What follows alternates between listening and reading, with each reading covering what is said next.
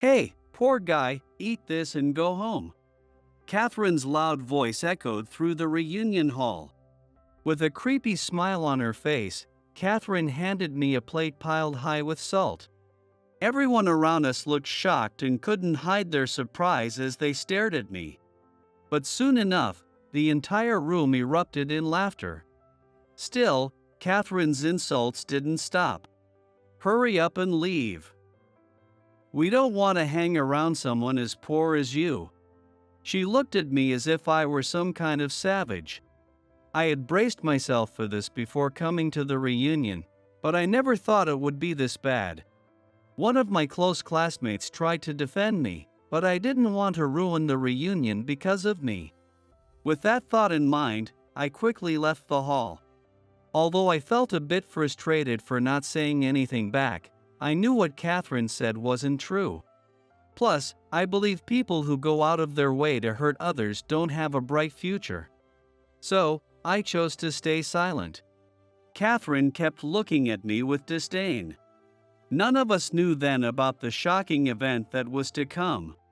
My name is Kevin Turner, and I'm 35 years old. Just an ordinary guy, no different from anyone else. Well, except for one thing. I don't have parents. By the time I was old enough to remember, both had passed away from illness. It was my grandparents who took me in. Most people think of grandparents as kind and generous, always spoiling you with treats, but mine were different.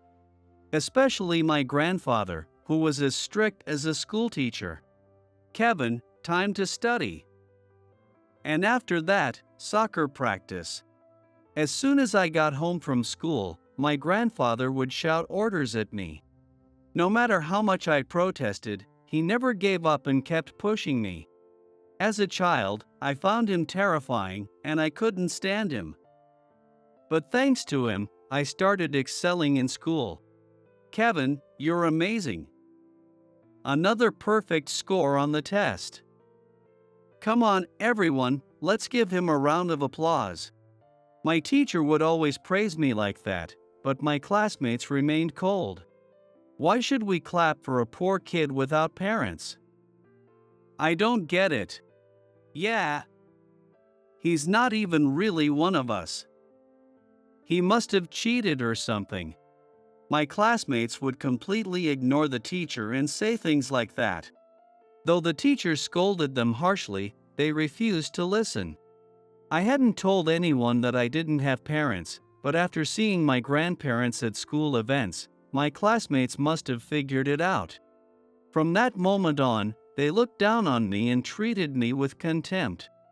I hated walking to and from school with them, so I started leaving the house earlier in the morning. But my classmates would wait for me on purpose just to hurl insults. Your family's poor, right? How do you get good grades when you can't even afford tutoring? You must be cheating. Cheating is wrong. I couldn't help but look down. No matter how much I tried to avoid them, my classmates always found a way to torment me, and I was truly fed up with it. But even if I wanted to talk to someone about it, I had no parents to confide in. I could have talked to my grandparents, but I didn't want to burden them with my problems. That life continued for a while, and I eventually got used to it. One chilly day in 6th grade, as I was walking to school, the group of classmates who always teased me suddenly appeared in front of me. Here we go again. I thought as I tried to walk past them, but they rushed toward me, yelling loudly, "Hey! Are you ignoring us? You've got some nerve, ignoring us when you're just a poor kid." "I'm not ignoring you. I just want to go to school," I replied. But their leader shouted at me for no reason. "Someone like you doesn't deserve to live." I couldn't believe what I had just heard. Why did I have to endure such cruel words? I couldn't understand. Then, from behind me, I heard a familiar voice call out my name. Startled, I turned around to see my grandfather, his face red with anger. It seemed he had overheard everything. Unable to stay quiet, my grandfather unleashed his fury on the group of classmates. "Are you saying that without both parents, someone doesn't deserve to live? What nonsense!" I had never wanted my grandfather to find out I was being bullied. I knew this would happen if he did, and I didn't want to bother him with his already busy schedule. Hearing my grandfather's words, the group quickly scattered and disappeared. My grandfather then handed me the gym clothes I had forgotten at home. But what he said next completely surprised me. "I came to bring you your gym clothes, but I didn't expect to find this mess. How about we do something fun together today? Let's go." "What?" Shocked, I followed my grandfather. We had lived together for a long time, but it was the first time we skipped school to go out. He took me to the amusement park I had always wanted to visit. "Really?" I asked, barely containing my excitement, and my grandfather, with a big smile, said, "Nothing beats an amusement park to lift your spirits," as he ruffled my hair. It was my first time at an amusement park, and I had the time of my life. All my bad feelings melted away, and I felt deeply grateful to my grandfather. On the way home after a full day of fun, my grandfather said something that stayed with me. "Kevin, there are plenty of people who grow up without parents and lead wonderful lives. You've had to grow up in tough circumstances, but you deserve to be happy. There's no such thing as a person who doesn't have the right to live." His words resonated powerfully in my heart. Tears welled up in my eyes before I could stop them. I quickly wiped them away so he wouldn't notice. Grandfather always said that men don't cry, and I didn't want to get scolded. But this time, my grandfather gently pulled me into a hug. The warmth of that moment is something I remember vividly, even as an adult. From that day on, I vowed to become stronger. The group of classmates continued to bully me, but I chose to ignore them. My grandfather's words gave me all the strength I needed. With the encouragement of my grandparents, I applied to a combined middle and high school outside my district. This would finally allow me to get away from the classmates who had tormented me. Maybe my grandparents had that in mind when they suggested the school. Either way, I was filled with joy at the thought of finally being free. Once in middle school, I joined the soccer team, and between sports and studying, I enjoyed a fun and fulfilling life. There was no one around to tease me or called me poor just because I didn't have parents. That remained the same even after I entered high school. Every day at school was so much fun that I couldn't believe how different my life had become. It was during this time that I met a girl. It happened in my second year of high school. Right after moving up to the next grade, when I hadn't yet made any close friends, a girl named Mr Thompson approached me. Catherine was different from me. She was bright, outgoing, and the kind of person everyone liked. On top of that, her father was the CEO of the well-known tea corporation in our area. Naturally, she was always at the center of attention, the type of girl who stood out. "Kevin, you're really smart. Could you help me study sometime?" That simple comment marked the beginning of me tutoring Catherine. After school, we'd spend time together in the library, and before I knew it, a new feeling started to grow inside me. It was the first time I had ever felt this way in my life. I wanted to be with Catherine more and more. Sensing my feelings, Catherine started staying by my side even more. "We'll always be together." Before I knew it, Catherine and I were dating. Once we started dating, my life became even more enjoyable. We walked to school together every morning, spent breaks together. And after soccer practice, we'd stop by the library and walk home together. Catherine and I were inseparable. "Man, I'm so jealous you've got a girlfriend like Catherine." The closest friend I have on the soccer team, Jonathan, looked at me with a grin. You should get a girlfriend too. It'll change your life. Every day, I felt like the luckiest person in the world. But little did I know that happiness wouldn't last forever. By the time I was a senior in high school, I was busy every day. I was the captain of the soccer team, ranked first in my grade, and everyone seemed to have high hopes for my future. One morning, as I was finishing my usual routine and about to head to school, I noticed something strange about my grandfather as he sat reading the newspaper. "Grandpa, are you okay?" He tried to act like everything was normal, but something was definitely off.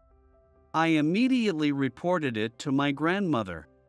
But before she could do anything, my grandfather suddenly started having difficulty breathing. My grandmother quickly called an ambulance, and my grandfather was rushed to the hospital. "Kevin, go to school. I'll keep you updated," my grandmother urged. But I couldn't focus on school, so I decided to go to the hospital with them. What the doctors told us at the hospital was shocking. My grandfather had been suffering from an illness and needed surgery. I couldn't believe I hadn't noticed until now. I had never once heard my grandfather complain about not feeling well. And the realization hit me hard. He must have been keeping it to himself, not wanting to worry me or my grandmother. "Kevin, I'm sorry for making you miss school." My grandfather winced, looking guilty. I was filled with guilt for not realizing how unwell he had been, and in that moment, I made a decision. That summer, the topic of which university to attend was on everyone's mind. Catherine was also curious about my plans and said to me, "Kevin, let's stay close even after we become college students." Of course, I had no intention of ending my relationship with Catherine after high school. I wanted to stay with her forever. Of course, our relationship will last forever. At that time, I was keeping a secret from Catherine. It wasn't that I was trying to hide it. I just planned to tell her when the time was right. One day during a break, my homeroom teacher called me out into the hallway. With a slightly troubled expression, he got straight to the point. "Is it true you're not planning to go to college?" I nodded slowly after a brief pause. "I want to repay my grandparents for everything they've done for me, so I've decided to get a job." Hearing this, my teacher let out a long sigh. And he handed me a stack of papers. Yes, after my grandfather was hospitalized, I had found a new path for myself. To start working right after graduation. "You're so talented, it's a shame you're not going to college. If money's an issue, there are plenty of scholarships available. Why don't you reconsider?" My teacher's tone was gentle, trying to encourage me. But I had already made up my mind. "I appreciate your concern, but I've already decided. Besides, I've already got a job lined up, so there's no turning back." When I said this, my teacher seemed to accept my decision and relaxed his shoulders. Placing a hand on my shoulder, he said, "You're an incredible student, both academically and athletically. No matter which path you take, I know you'll do great. Be confident in the choice you've made." I nodded deeply at his kind words. Now all that was left was to tell Catherine about my plans. I was sure she'd understand once I explained my reasons. At least, that's what I believed. But in the next moment, I couldn't believe my eyes. Catherine was standing right behind me, and it seemed she had heard every word of my conversation with the teacher. I had wanted to tell her myself, so I was shocked. Catherine looked stunned. "Catherine, I didn't mean to keep it from you, but how could you keep something like this from me? And we were supposed to go to college together." You traitor! Catherine! Wait, please. But before I could stop her, Catherine ran off. I hadn't expected her to be so upset, and I chased after her, but I couldn't find her. From that moment, a deep rift formed between us. No matter how much I tried to talk to her, Catherine ignored me, refusing to even acknowledge my presence. With Jonathan's help, I finally managed to get a chance to talk to her, but she wouldn't look at me and just kept fiddling with her phone. I had no choice but to talk at her. I'm sorry for not telling you earlier. I don't have parents, and my grandparents have been taking care of me. That's why. Catherine's eyes widened in surprise. What? You don't have parents? So that means you're poor, right? No, my grandfather is still working, and we're not struggling for money. But I can't keep burdening them. So basically, you don't have any money. I can't believe I wasted my time dating a poor guy. I hate poor people. I couldn't believe what I was hearing. I never imagined those words would come from Catherine's mouth. The Catherine I knew was kind and full of compassion. I was shocked to discover this other side of her. As I stood there, speechless, Catherine said something even more astonishing. I only dated you because you were good at sports in school. I don't even like your face. What a waste of time. We're not a couple anymore. So don't even think about talking to me. I was completely dumbfounded and couldn't say a word in response. Catherine gave me a condescending smirk and walked off, leaving me behind. Jonathan, who had been watching from a distance, rushed over and tried to comfort me with kind words, but none of it registered in my ears. I couldn't understand how things had gone so wrong. After that incident, Catherine spread the rumor throughout the class that I was poor. I can't believe I dated someone so poor. I wish I could get my precious high school years back. When Catherine said this, the other girls in class chimed in. Maybe he was only after her money since she's the daughter of a CEO. How despicable, they said, criticizing me. It became increasingly difficult to stay in the class, but it was my soccer team members who saved me. Don't let it get to you. Calling someone a poor person is just wrong to begin with. Yeah, just ignore them. Thanks to them, I managed to make it through high school. My happy memories of high school were overshadowed by Catherine. Why didn't I realize Catherine's true nature in the first place? I couldn't stop regretting it. But there was no time for regrets. After graduating, I worked tirelessly, so much so that I didn't have time to think about Catherine at all. Unlike in high school, the idea that hard work always pays off didn't apply in the working world. There were days when, no matter how hard I tried, things didn't go well. Still, I kept working without taking a break. It was all because I wanted to repay my grandparents for everything they had done for me. In time, the complicated feelings I had for Catherine faded completely. Before I knew it, 17 years had passed. I was still working hard every day. One day, I received a postcard in the mail. It was an invitation to a high school reunion. A reunion! I wondered how the guys from the soccer team were doing.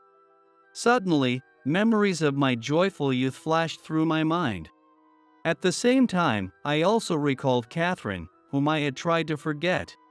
I wanted to attend, but I knew Catherine would probably be there. What kind of face would I put on if I saw her? After some thought, I decided not to attend. I wanted to see the soccer team guys, but I didn't want to face Catherine. However, shortly after making that decision, I got a phone call from Jonathan for the first time in years. We used to talk frequently right after graduation, but as we both got busier, we lost touch. Hey, you're coming to the reunion, right? I've been wanting to see you, Kevin. Jonathan sounded excited. As I hesitated, Jonathan quickly added, everyone from the soccer team wants to see you too. Hearing that made my heart race. Before I knew it, I found myself saying, yeah, I think I'll go. I don't want to see Catherine, but I do want to see the soccer team. My feelings gradually shifted to wondering why I had to let Catherine control my life. With that, I decided to attend the reunion. On the day of the reunion, I was filled with both excitement and anxiety as I arrived at the venue. The place was far too luxurious for a reunion. It was a high-end hotel restaurant they had rented out. Feeling a bit nervous, I stepped inside and scanned the room. I quickly spotted Jonathan and the rest of the soccer team in the back. I walked toward them at a brisk pace. As soon as they saw me, their faces lit up, and they rushed over to greet me. We spent the next while happily reminiscing about the good old days. Catherine wasn't there, and I felt a wave of relief wash over me. But then, it happened. Just as it was about time for the meal, the entrance to the hall suddenly became noisy, so I glanced over, and to my surprise, there stood Catherine. And she was holding hands with a man I vaguely recognized from somewhere. Hey everyone, long time no see. Sorry for being late, I'm the organizer, after all. Catherine's high-pitched voice echoed clearly across the venue. It hadn't changed at all since high school. I let out a heavy sigh. Next to me, Jonathan noticed and asked, "Are you okay?" But all I could do was nod. Catherine, without hesitation, started walking straight toward me with the man she was with. I couldn't hide my surprise, not understanding why she was heading in my direction. When she finally reached me, she burst into laughter the moment she saw my face. Kevin, that poor, miserable look on your face hasn't changed one bit. It was the first thing she said after all these years, and it only fueled my anger. I couldn't understand why she felt the need to say such things, so I ignored her and kept talking to Jonathan. But Catherine's words grew sharper. Hey, are you even listening? You've always been so rude. Honestly, I don't even want to talk to someone as poor as you. Jonathan reacted strongly to this. He couldn't stay quiet anymore. That's way too harsh.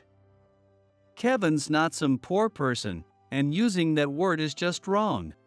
Hearing Jonathan's defense, Catherine lashed out. Excuse me. Do you even know what you're talking about? He stole my precious youth. But you know what? It's fine now because I've found someone far better, someone whose world's apart from Kevin. Jonathan and I exchanged glances. Catherine and the man standing beside her started smirking. This is my fiancé, Nicholas. He graduated from a prestigious university and is set to become the next president of my father's company. He's far more capable than someone like you. Oh, and I'm sure you know him quite well. Nicholas. I looked closely at the man's face. Jonathan, confused, asked, "Do you know this guy? Could it be?" As I caught my breath, Nicholas looked at me and started laughing. What? You've forgotten me? I remembered this guy named Nicholas. Of course, I hadn't forgotten. How could I? This was the guy who had made my elementary school days miserable. Nicholas was the leader of the group that bullied me, calling me a poor kid back in elementary school. When we graduated, I had hoped I'd never see him again. I never imagined we'd meet like this. I whispered quietly. Of course I remember. So you're Catherine's fiancé. When I said this, Nicholas gave me a smug look and laughed. Yeah, marrying me is 1,000 times more beneficial for her than marrying someone like you, a high school graduate. Plus, Catherine and I are working hard to grow T Corporation even more. We're about to close a deal with AB Corporation. The moment Nicholas said that, the room began to buzz. Wow! You're working with AB Corporation? That's incredible! Nicholas had always been arrogant, looking down on anyone he considered beneath him. I didn't want anything to do with him anymore. That's great. I wish you both happiness. I said this and was about to walk away with Jonathan. But Catherine wasn't done hurling insults. So, where did you even manage to find a job with just a high school diploma? You're not working some part-time gig, are you? That wouldn't surprise me. Meanwhile, I'm the head of sales at my father's company. You should try to be more like me.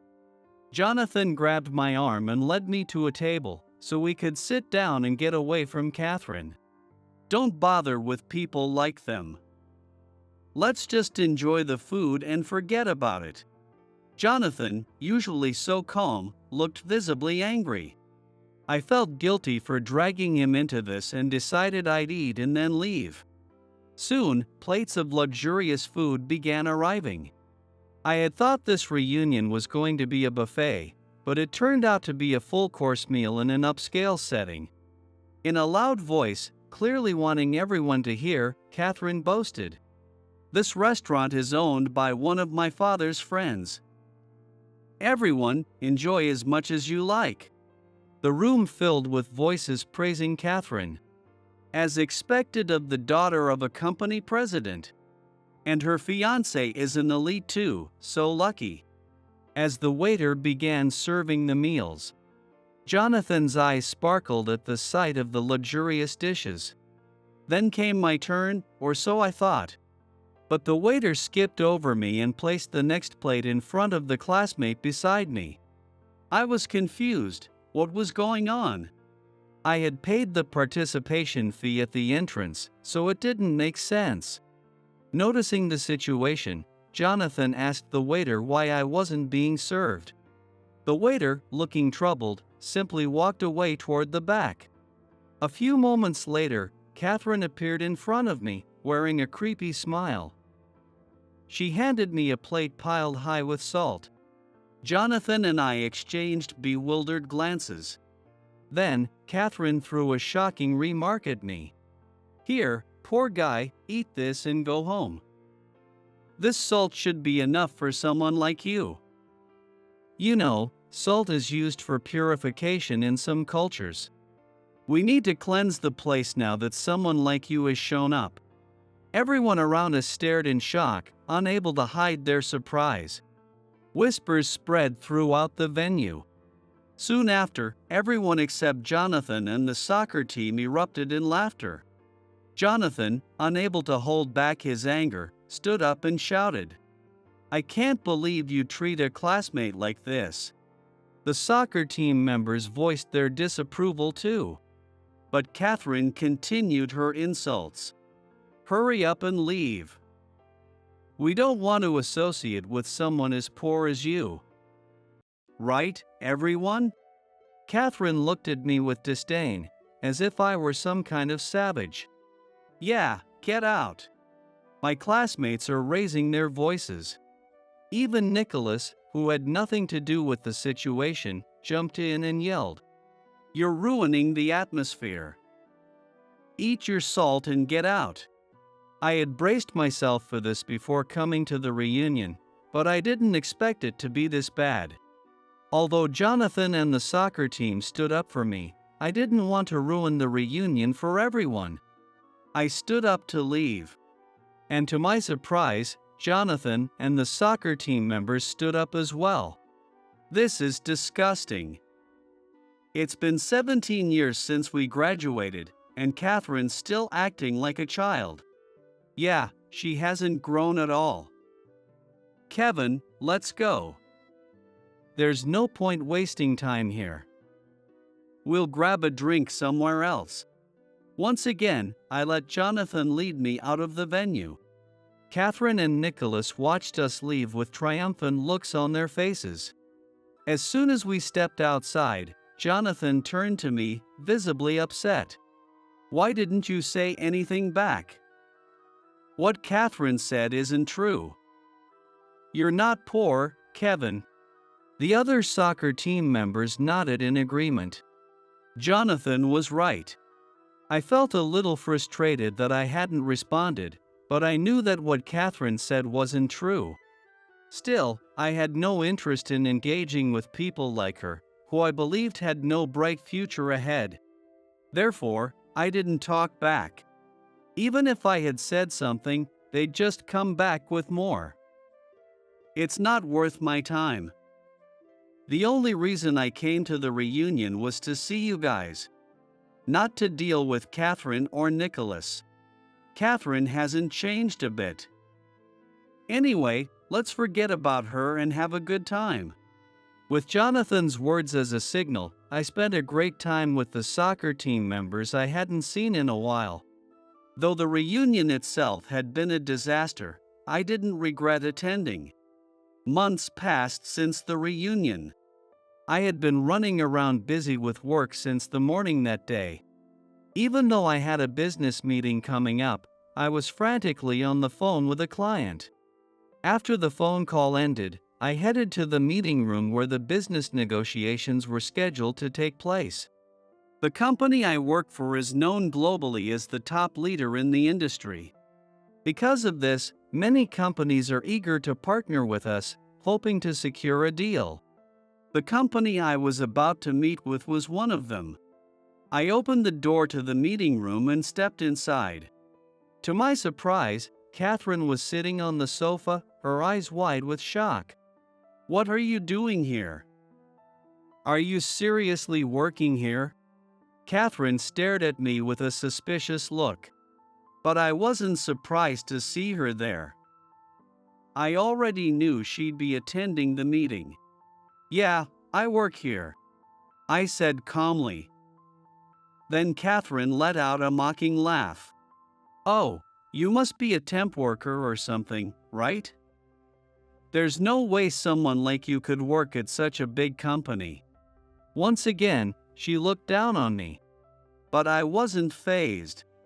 As we stood there, the door to the meeting room opened again, and my subordinate, Henry, entered. "Thank you for coming today." Seeing Henry, Catherine raised her voice. "Henry, you're the one handling our company, right? Is this guy also responsible for us? My company's future depends on this deal. And I don't want to work with someone like him." To say such a thing to a potential business partner, it was clear that Catherine lacked common sense. I couldn't believe she was the head of sales at her company. It was obviously not a place worth doing business with. Henry looked pale and panicked. "Catherine, what are you saying? This man is..."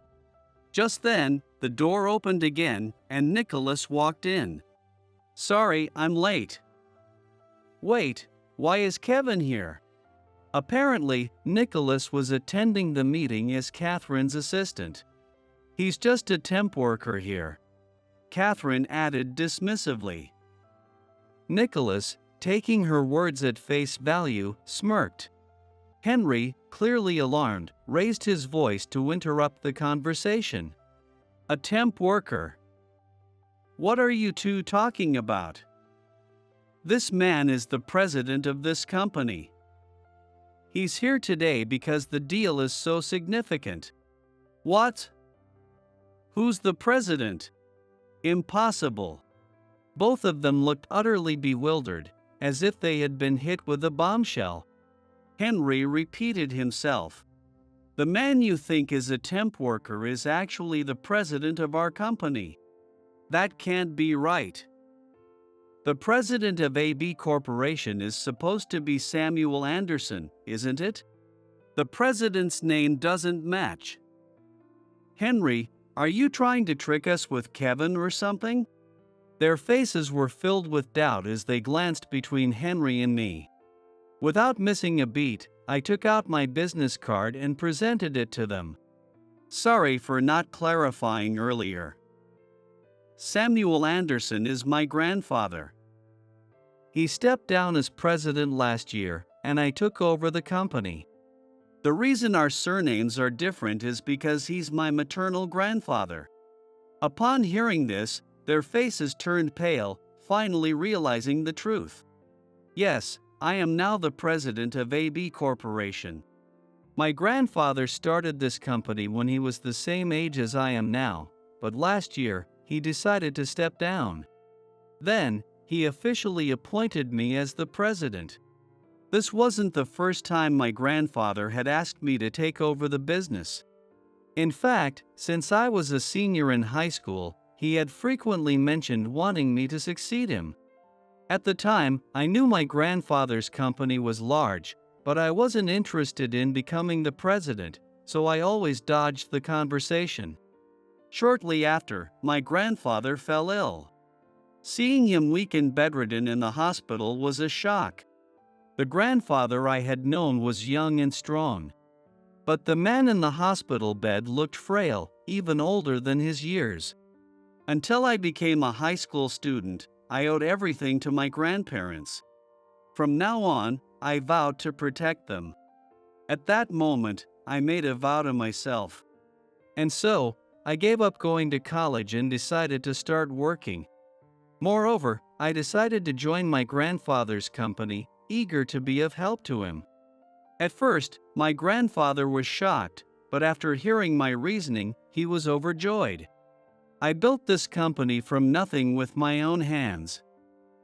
I've always wanted to pass it on to you. It won't happen right away. But learn the ropes bit by bit and eventually, you'll take over for me.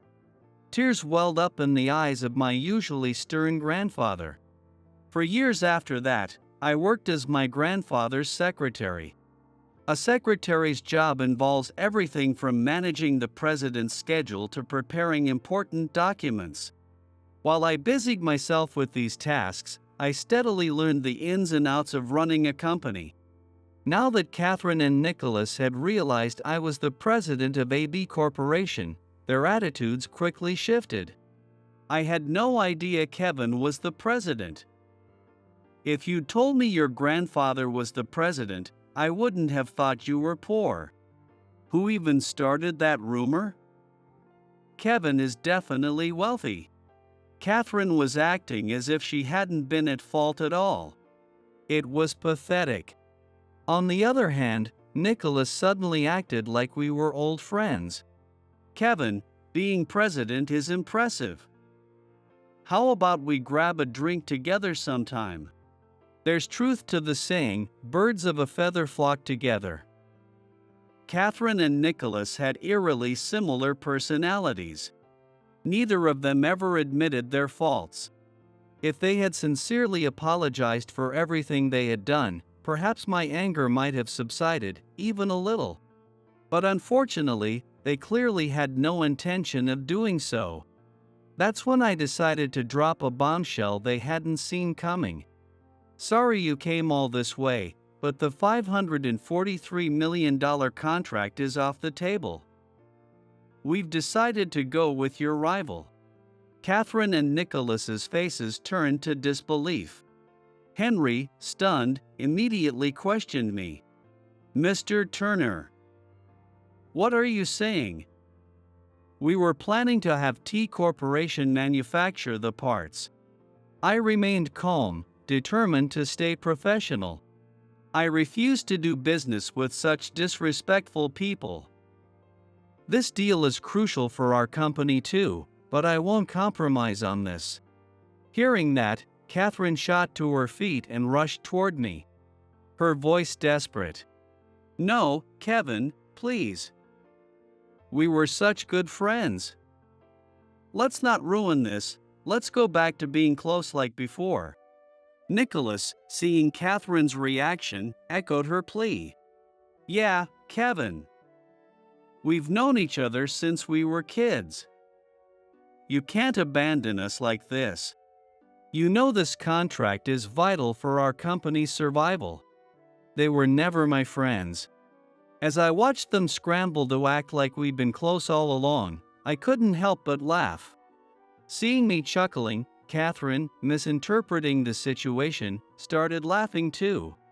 Oh, I knew you'd remember our old friendship.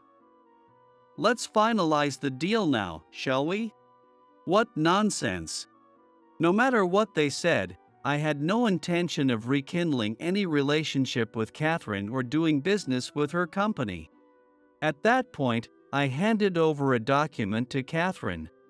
She and Nicholas looked at it with puzzled expressions, flipping through the pages. Then, in an instant, Catherine's face fell. Why do you have this? This has to be fake. Nicholas, visibly shaken, tried desperately to hide the document. Henry, upon seeing the papers, looked as if he might collapse from shock. I've already sent a copy of this document to your CEO, Mr. Thompson. So, it's too late to try and hide it now. What? Why would you do such a thing? If this gets out, Nicholas and I won't get away with it. You're the ones at fault for doing things you didn't want people to find out. With that, the two of them fell silent, knowing there was no way out. The document that left Catherine and Nicholas visibly panicked was evidence of their embezzlement. The proof they had been misappropriating company funds. Henry looked at me in confusion. Mr. Turner, why do you have such a document? It's only natural to thoroughly investigate any potential business partners, I replied. Henry nodded in agreement. I had known that Catherine and Nicholas would be coming to our company today. In fact, Catherine's father, the president of T Corporation, was a longtime friend of my grandfather. So close that they called each other by their first names. At Catherine's father's request, we had decided to consider a business deal with T Corporation. Our company, AB Corporation, is in high demand, and there's no shortage of companies eager to do business with us, even without active outreach. The only reason we considered a deal with T Corporation was due to that personal connection. However, my grandfather had mentioned something interesting to me. Even though T Corporation's sales are doing well, the financials don't seem to add up. What do you think is going on? There could only be one reason for such a discrepancy. Someone was stealing from the company. But a regular employee can't do something like that. Even if they tried, it would be found out in no time. That left only the higher-ups as suspects. So, I discreetly had the situation investigated. As expected, the results revealed a shocking truth. Call my father right now and tell him that document is fake. Catherine shrieked, her anger directed at me. Why I was the one getting yelled at made no sense. But I wasn't going to stay silent. Why should I do that? As a responsible adult, you should handle the mess you've made. This contract is canceled, and there's nothing more to discuss. Now, leave.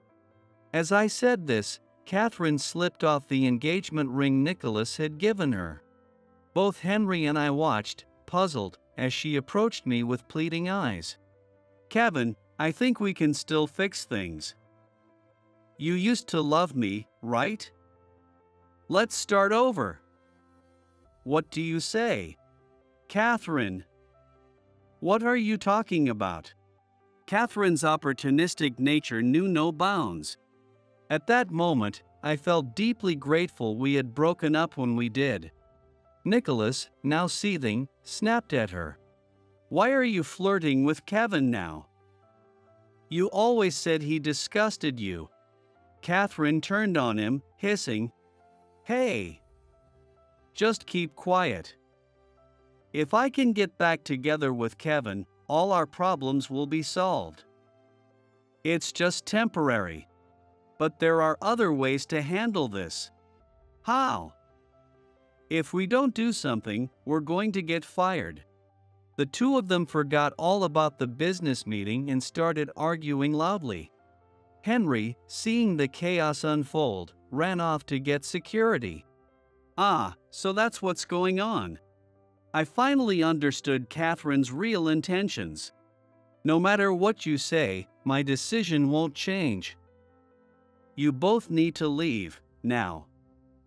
And don't ever contact this company again. Not that you'll have the chance to do so anyway." Catherine collapsed to her knees, sobbing loudly. "Why is this happening? Please, forgive me. I'll do anything you ask, just please." I took a deep breath. And I spoke calmly.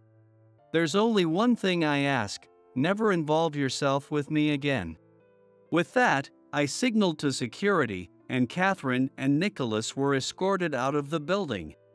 Even after they left, Catherine's crying could be heard echoing outside. Not long after, T Corporation's president, Mr. Thompson, personally came to apologize.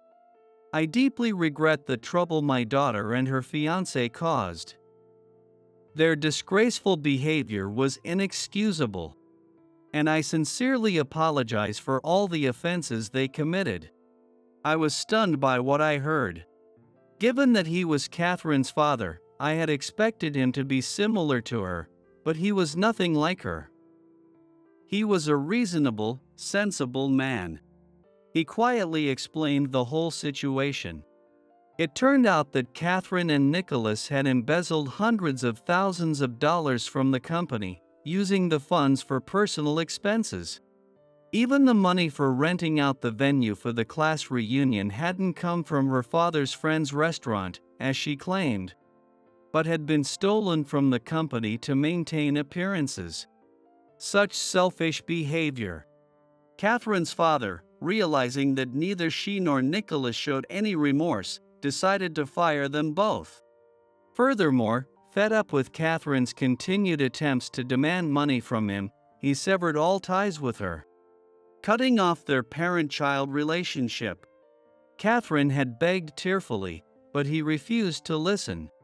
He regretted not taking action sooner, feeling it was his responsibility for letting things escalate.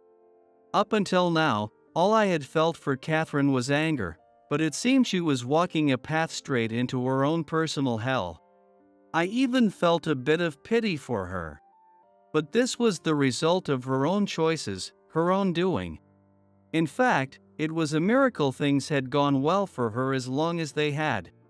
I could only hope that from now on, she and Nicholas would live in a way that didn't cause harm to those around them. However, this story didn't end there. A few weeks later, I heard through the grapevine that Catherine and Nicholas had broken off their engagement. The reason? Nicholas had lost interest in Catherine after she was no longer the daughter of a company president. But there was a twist. Catherine was pregnant. She planned to raise the child on her own, but I wondered how she would manage. Even knowing this, Nicholas had no intention of reconciling with her. What a despicable man. Catherine, now heavily pregnant, was reportedly working multiple part-time jobs to make ends meet. Though this situation was largely her own doing, part of me still felt a bit sorry for her. But in this world, bad deeds always come back to haunt you. If you don't want that outcome, you need to act with kindness and integrity from the start. Whatever happens, I will continue to protect the company my grandfather entrusted to me.